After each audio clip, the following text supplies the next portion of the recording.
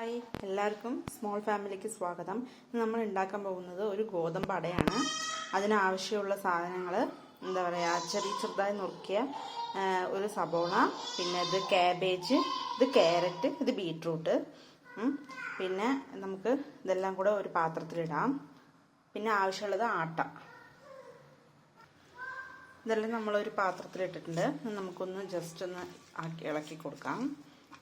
പിന്നെ ഇതിൽ നമുക്ക് ഉപ്പ് ഇടണം. നമ്മുടെ ആവശ്യത്തിന് ഉള്ള ഉപ്പിട്ടിട്ടുണ്ട്. പിന്നെ നമുക്ക് ജീരകം ഇടണം. ചെറിയ ജീരകമില്ലേ, അത് ഇച്ചിരി ഇടണം. ചെറിയ ജീരകം ഇത്തിരി ഇടണം. പിന്നെ നമുക്ക് ഇതൊക്കെ ഒന്ന് മിക്സ് ചെയ്ത ശേഷം ആട്ടപ്പൊടിയും കൂടെ ഇതിൽ ചേർത്താം.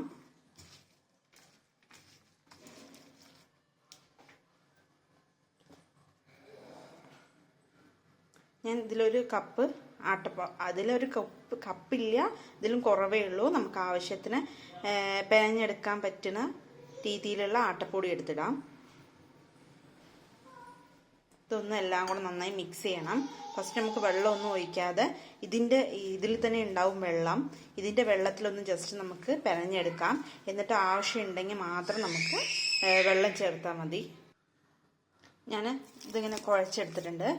ഇത്രയും എന്താ പറയുക, ഒരുപാട് കട്ടിയും പാടില്ല, എന്നാൽ ഒരുപാട് ഹാർഡാവാനും പാടില്ല. ഈ ഒരു ലൂസ് വേണം.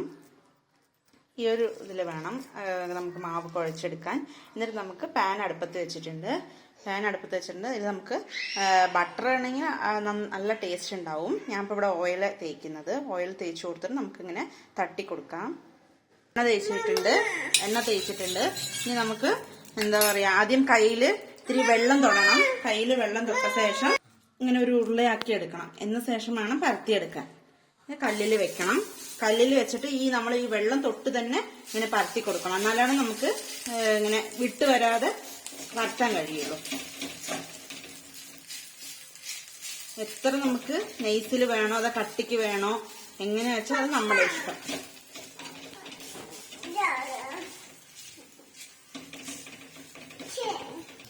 ഇനി നമുക്കിത് മറിച്ചിട്ട് കൊടുക്കാം.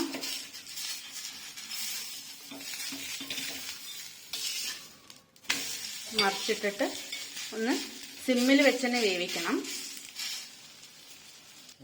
ഇതിന് നമ്മൾ വെന്ത് കഴിഞ്ഞു. നമുക്കിതെടുത്ത് നമുക്ക് നേരെ പ്ലേറ്റിലേക്ക് മാറ്റാം.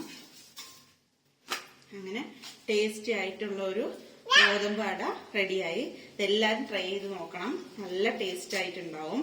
നമ്മൾ കുട്ടികൾക്കെല്ലാം കൊടുക്കാം.